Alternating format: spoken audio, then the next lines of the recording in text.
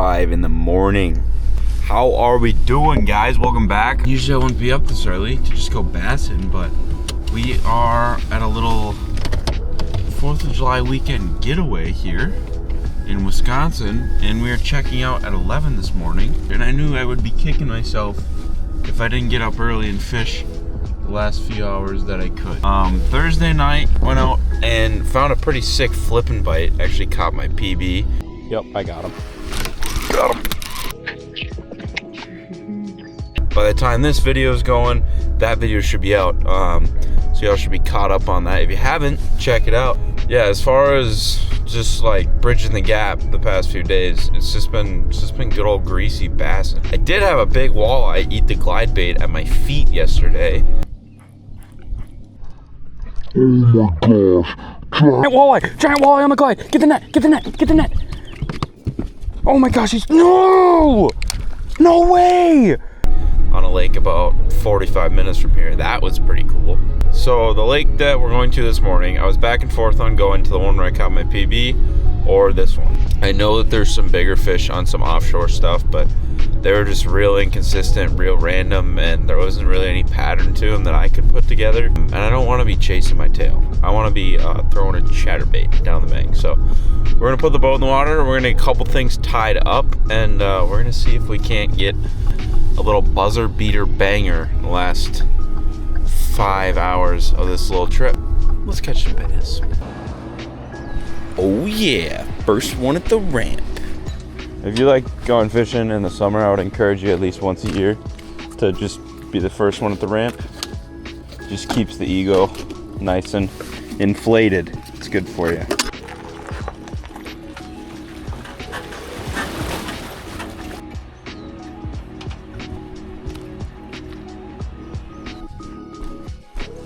Oh man, it's a beautiful morning. Beautiful morning. All right. We're gonna start just burning down the bank with the chatterwagon. Gonna try and start out just getting some bites. I feel like I know there's some big fish in this lake. I haven't caught one, but I came here one other time over the weekend and did pretty good. I mean, numbers wise. At times there was definitely lulls in there too, but I feel like if I can just get a bunch of bites this morning, if I can just get a bunch of bites, one of them is going to be big. I really truly do believe that. And as you guys can see, I'm not even starting the big motor. I'm just going to go down this stretch. There's a lot of rock, there is some little grass patches, and then some trees and stuff. So we're just going to get the chatterbait up in there, get down and dirty with it, try and get some bites to start. And we might chase some things later and try and put some more things together, but I really feel like if I can just get a bunch of bites with this chatterbait, one of them is going to be big. So that's the plan. I'm stoked. The truck is right there. There's a fish right there, right there, right there, baby. Not a big one, not a big one at all, but how about that for a start on the old wagon? Nice first fish of the morning. First fish of the morning. Popped it right out of that weed patch and he just thumped it. So I'm fishing this chatterbait on braid, and I know I've heard things recently about how you're supposed to fish it on fluoro and you can get a lot more bites fishing on fluoro. There's one. Oh my gosh, yeah. Second it hit the water, dude. Second it hit the water. Doesn't feel like a big one. Doesn't feel bad though. Yeah, about the same size. The reason I really like fishing the chatterbait on braid mainline is because I feel like the control you get with it is unparalleled to fluorocarbon. That's just me personally. I mean, if you feel comfortable throwing it on fluoro, throw it on fluoro. I feel like the control I can get over my bait when it's in the water, the way I can steer it, the way I can pop it off weeds, pop it off stumps, is I'm at an advantage compared to fluorocarbon. That being said, I do fish always a fluorocarbon leader, a 20-pound fluorocarbon leader, just about always with a chatterbait. That way I still get the clear line to bait connection, and 20-pound fluoro is pretty solid stuff. The Sunline is pretty solid stuff, so I don't feel uncomfortable throwing it up around laydowns, up around rocks. It's really solid line, really abrasion resistant, and that is just the way I do it most times. If I'm fishing like deep clear, riprap or whatever, I don't mind a a full floral leader, but the way I can just pop this bait out of weeds, like right there, I'm hung up on a weed, pop it right out. And not only is that nice because I don't need to constantly ruin my cast and reel in and all that, but a lot of times I'm getting bites right when I pop it off weeds like that. So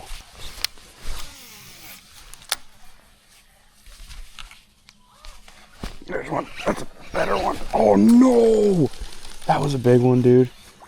That was a freaking big one. Golly, that was a big one, dude.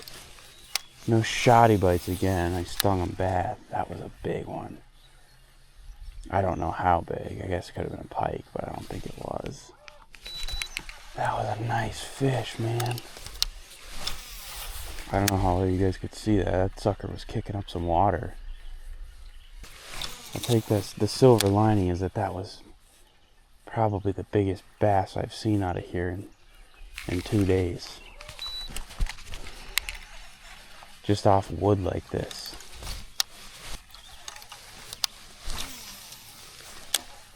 There's one. Little one. Really little one. Hit it the second it hit the water though, man. Just a wee little guy. I would say the overall goal today would be to get a 4-pounder, which might be a little greedy, but, and I'm not gonna be like pissed if I don't get a 4-pounder. I'm not gonna like complain at all. I'm having a bunch of fun already. Like, I'm already glad I woke up. Just those couple bites I've had on a chatterbait, so fun. But if I could get a 4, I'd feel really, really good about myself. For a lake I have no experience on. For the second time fishing it. I mean, a 4-pounder in Wisconsin is a big, I mean, that's, oh, there's one. Oh, yeah. 4-pounder in Wisconsin's a big fish, so if I can manage that, I'll be stoked.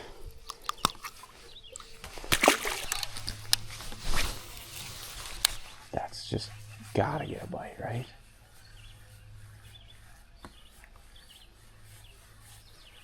Wow. No way. Well, that ain't gonna get a bite.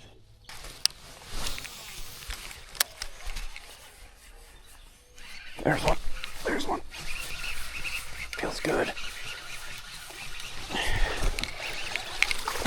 Not a bad one. Not a big one. He hit it when I was switching my rod angle. I just kind of had to keep it there and crank. Nice fish. We don't beat up. Well, Muskie's been bullying you, bud? There's a spooked one right here. Casting away, swam off, see if he bites. Oh yeah, he's falling. I got one. That was so sick. Little guy. I was sitting, there's this little rock bar here. There's this little rock bar here. Hopefully you guys can see that. Right there, and I just saw a little V of water kind of swim off of it. I just cast it out in the direction he was headed. And I saw him V up to it and come grab it. That was awesome.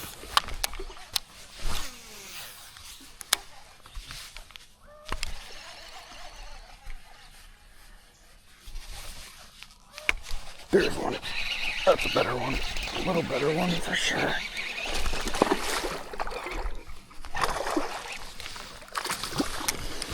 Yes, sir. Golly, look at the gut on that one, dude. I will take that all day. Just about to switch banks. Probably a 2.5 or 2.25 for sure. I do think I'm about to switch banks though, and the reason for that is, as I've went down the bank, it has gotten progressively more and more weedy around.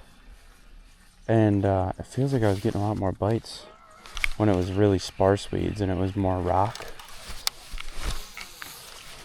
So, and if I didn't have just a few hours to fish, I wouldn't care and I would just fish all of it. Because this is a nice bank, but I think we're going to go up a little further and then probably head back kind of the other way from the ramp where I started and go down that bank. Get away from these weeds a little bit and see if there's anything to that. Good start though, very good start. I've been fishing for maybe 45 minutes. I probably got, I don't know, 6 or 8 bass in the boat. Lost a good one, had a couple more hits. Feel very good about the start.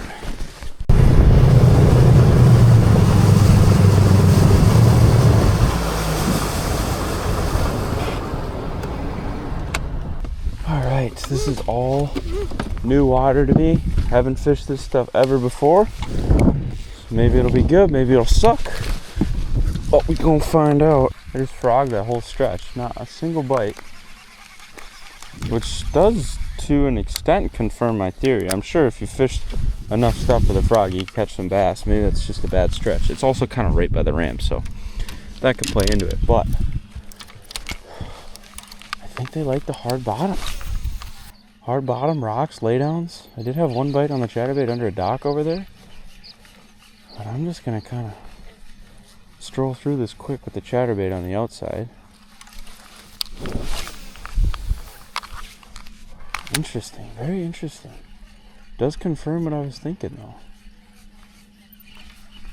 And I'm honestly surprised. I wasn't thinking the weeds were... Oh, there's one. Just had to get off it a little. Hey, buddy. You're not a bad one. You're not a bad one at all. Alright. Golly, you're bigger than I thought. Just a chunk. It's probably 14 inches and 2 1/4 pounds, dude. Just a chunk.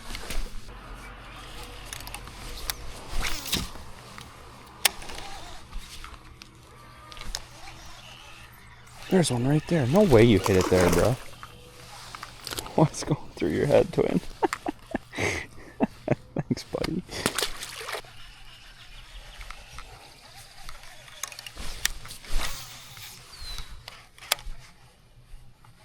There's one. Are you big? You're not bad. You are not bad. So many of these in here, dude. So many of them. And I will not complain about them. I mean, that is just a good fat bass. Alright, well, we got about 2 hours of fishing left, guys. And I want to spend the next 2 hours, the last 2 hours of this trip, just casting, fishing. We're gonna frog this for a little bit. There's another bank I have my eye on that I'm probably gonna throw the chatterbait on to finish. Alright, let's throw that wagon till the freaking clock runs out.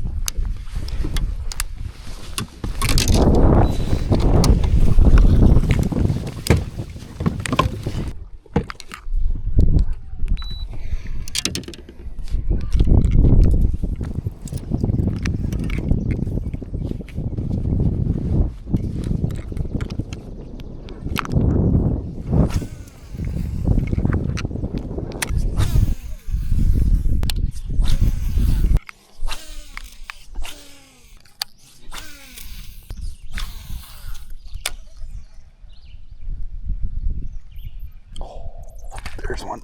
That's a big one. That's a big one. I don't know how big, but he's big. Oh, yes, dude. Get up in here. Yeah. Yeah. Let's go, dude. Let's go. Frickin' tub. I'll take that. Oh, yeah. I'm not sure just how big he's gonna be. Absolutely gorgeous bass there, guys, on the chatterbait. Popped it off that little limb, man, and he smoked it. I think he might have hit it a second before, honestly, or there could have been another one up there, but a beauty. Let's get her back. Yeah, love it, dude, love it. We got a lot of this stuff to fish, man. This is gonna be a fun next 2 hours, I think. There it is, boys. Just about 3 3/4 on that one. Let's do that a bunch more, huh?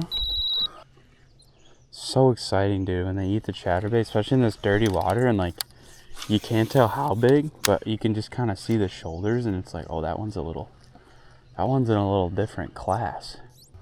There's so much of this bank to fish. I don't know why I didn't come over here earlier. It's literally everything I've been saying that's good. Overhanging cover. There's a bunch of shade too, which I think is going to be really helpful as we get like later into the day. This side's going to stay shaded, so I can see fish just continuously moving up through here. but it's got overhanging cover, shade, hard bottom rock, laydowns wood. Like, there's another one. There's another one. Oh, dude, we're so on them. I don't want to get freaked out, but I think we're really on them.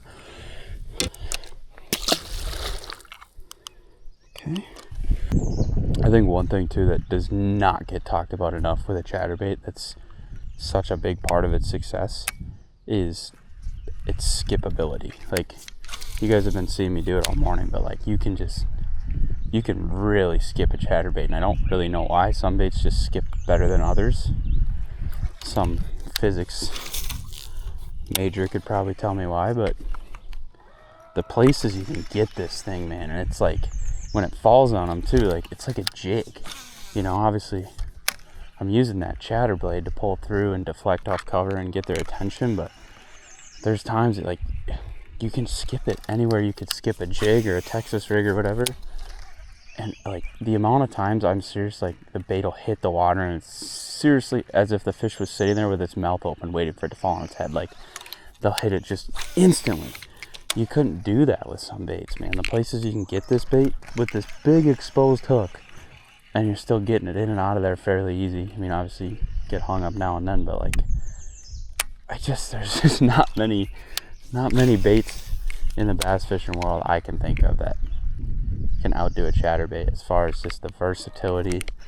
You can basically plug and play anywhere, dude. I mean, catch fish on a chatterbait, little, you know, muddy lakes like this, and great big lakes, and I mean, you catch smallmouth on them. I was catching smallmouth in Door County, a couple smallmouth in Door County on a chatterbait. Like, the way I see it is essentially there's one. It's a shallow water crankbait is the way I think of it. But you don't want to get one dimensional, because like I said, you can use it like a jig almost.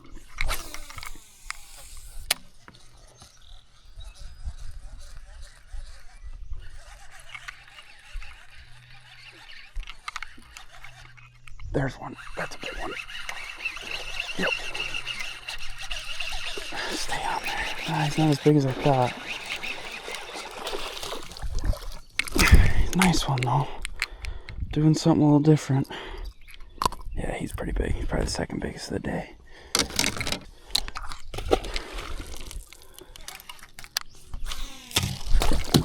No. Gosh. That was almost really bad. That was almost really bad. It's like the third time I've done that this year. Like, right when I go to switch hands.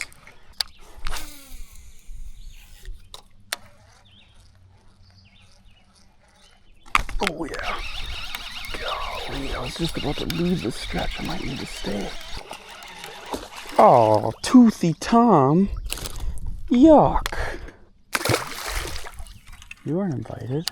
All this stuff that's had like weeds coming up on the bank has not been good for me. I've tried frogging it and tried working the chatterbait through it.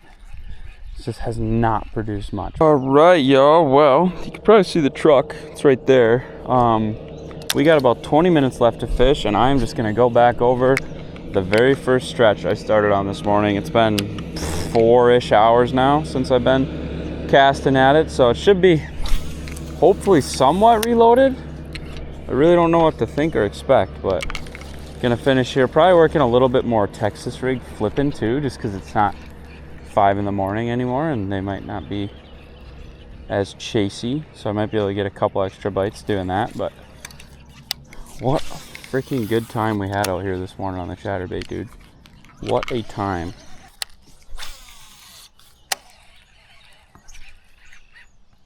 There's one. Not a big one.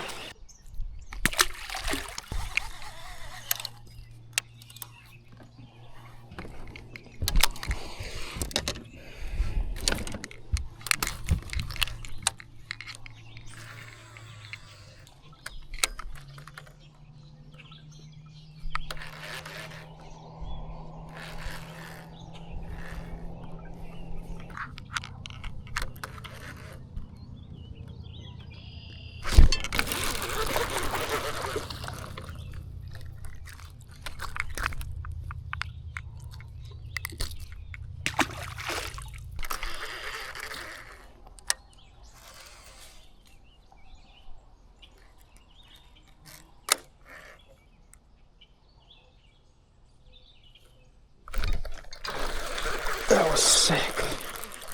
Right over that limb, bro. Heck yeah. Heck yeah. That thing bit it, and I'm like, oh, this is gonna be interesting. See you, buddy. Golly, dude, I do love just the way that this lake rewards just greasy bassin'. Like, flips that you have no business making, dude. And you pull them out of there. I mean, that is fun. That is straight up fun. I don't care who you are. That's fun.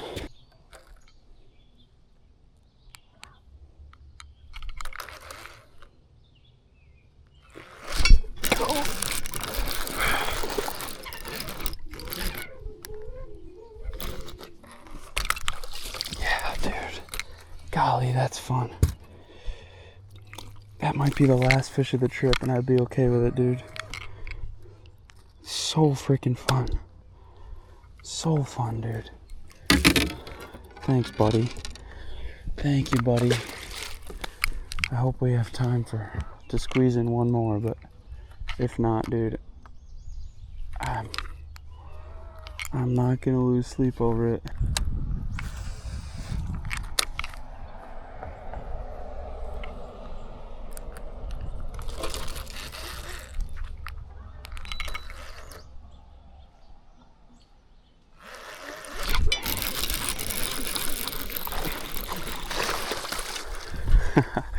Gosh, dude, I don't want to leave right now. They're straight smoking the bronco bug. I actually think this is my last bronco bug I have left in the boat, though, so kind of works out. Just gotta get one more. Oh my gosh. No, broke me off. Pike or a muskie. Well, that is gonna do it. Can't complain, dude. I didn't break off on a pike all weekend. I was fishing some greasy stuff, fishing chatterbaits, glide baits, all that. If I lose a 50-cent weight and a hook, so be it. What a fun time that was, man. All right, y'all. Well, I really hope you guys enjoyed this video. I really enjoyed making it. I had a bunch of fun. It was an awesome day, man. So fun. Always fun to get up early, putting the boat in the water when it's still kind of hazy and dark. Like, just brings me back to when I was a kid. It's so much fun. But if you guys have any questions on like what I'm doing, any questions about gear, anything, I think I kind of covered most of it. But I want y'all to be able to go and have this much fun on lakes around your house. So feel free to hit me up in the comments, message me on Instagram, whatever, if you have any questions about what I'm doing and what's going on. And yeah, kind of in a rush to get back and get checked out in time because we fished every second we could. But it was a great day. Really appreciate you guys for watching. Subscribe. Let me know what you like. Let me know what you don't like. Let me know what you want to see. And catch you on the next one.